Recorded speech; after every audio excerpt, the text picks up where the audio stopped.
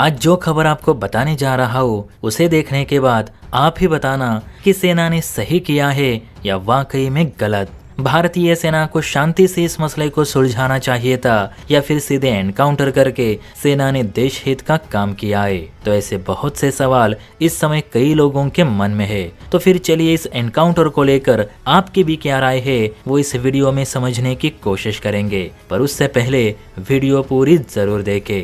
तो देखिए, बात हो रही है जम्मू कश्मीर के किश्तवाड़ जिले की, जहां पे सेना ने एक युवा का एनकाउंटर किया, वो भी उसी के घर में। तो बताया जा रहा है कि जम्मू कश्मीर के किश्तवाड़ के सिंहपुरा इलाका में भारतीय सेना के पाक आतंकियों के साथ मुठभेड़ हुई। दरअसल इंटेलिजेंस को इनपुट मिले थे कि कुछ पाक जिहादी एलओसी क्रॉस करके भारत में दाखिल हो चुके हैं, लेकिन उनकी लोकेशन ट्रेस नहीं हो पा रही थी, जिसे लेकर इंटेलिजेंस काफी गहन तरीके से तलाशी ले रही थी। दरअसल हाल ही में भारतीय सेना ने अपने जीरो टॉलरेंस पॉलिसी के तहत घाटी में मिशन ऑल आउट जारी कर दिया है, जिसके तहत उन सभी आतंकियों का सफाया किया जा रहा है जो एलओसी क्रॉस करके भारत में आ रहे।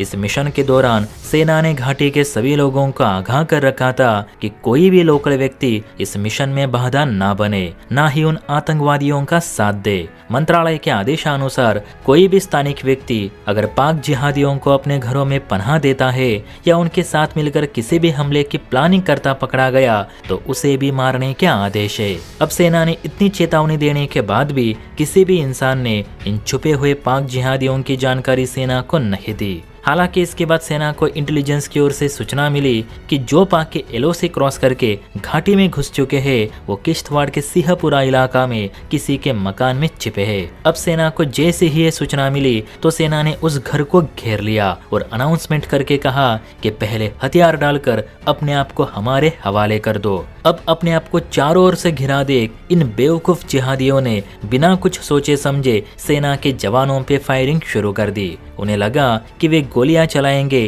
तो भारतीय सेना पीछे हटेगी और मौके का फायदा उठाकर वो वहां से भाग निकलेंगे, लेकिन इन्हें क्या पता कि भारतीय सेना कभी पीछे नहीं हटती। तो जैसे इन जिहादियों ने गोलियां चलानी शुरू कर दी तो सेना ने भी अपनी पोजीशन लेते हुए काउंटर रिप्लाई देते हुए उन पर हेवी गोलीबारी शुरू कर दी, जिस कारण कश्मीर का ये इलाका मुठभेड़ में तब्दील हुआ। कुछ देर तक गोलियां चलने के बाद सेना के कुछ जवानों ने स्मोक ग्रेनेड का इस्तेमाल करते हुए घर के दरवाजे तोड़ दिए और अंदर जाकर फायरिंग शुरू की, और इसी फायरिंग में इन पाकियों का काम तमाम हुआ। जब धुआं हट गया और सेना ने अंदर जाकर देखा तो उन्हें 3 लाशें मिली, लेकिन इंटेलिजेंस के मुताबिक 2 पाक आतंकी इस घर में छिपकर बैठे थे। तो ये तीसरी लाश किसकी थी? बाद में जब जांच पड़ताल की गई तो वो तीसरी लाश उसी घर में रहने वाले इंसान की थी जो इन पाक आतंकवादियों के कंधे से कंधा मिलाकर भारतीय जवानों पर गोलियां चला रहा था। हालांकि इसकी जानकारी सेना को नहीं थी कि ये लड़का भी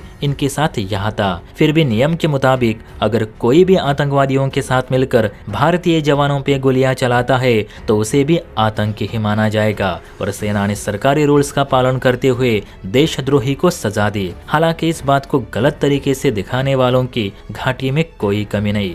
अब इसी कश्मीरी युवा की मौत को लेकर वहां के स्थानिक लोगों ने हंगामा खड़ा कर दिया कि भारतीय सेना अब आतंकियों के आड़ में कश्मीर के युवाओं को भी टारगेट कर रही है। भारतीय सेना के जवान हमारे बच्चों को मार रहे हैं, हमारी पीढ़ियां बर्बाद कर रहे हैं। भारतीय सेना हमारी मसीहा नहीं तो हमारी भक्षक बन चुकी है। इसे कश्मीर याद रखेगा। अब देखिए दोस्तों, सबको उस कश्मीरी युवा की मौत दिख रही है, लेकिन वो कैसे और किसके साथ मारा गया ये कोई नहीं देख रहा। सवाल तो ये उठना चाहिए कि ये युवा इन आतंकवादियों के साथ मिलकर क्या गुल खिला रहा था, जबकि सेना ने वार्निंग दे रखी थी कि किसी को भी पनाह ना दे। अगर सेना इन जिहादियों को नहीं मारती तो फिर वो जिहादी हमारे जवानों को जरूर शहीद करते, लेकिन इस पर तो कोई कुछ नहीं बोलेगा। ऐसे में आप बताइए, क्या भारतीय सेना ने इस युवा को मारकर अपनी ड्यूटी निभाई है या कश्मीरियों के साथ अन्याय किया है? आप ही कमेंट करके बताइए। और हाँ, वीडियो अच्छी लगी हो तो बेल आइकन प्रेस करके चैनल को लाइक एंड सब्सक्राइब जरूर करें। जय हिंद।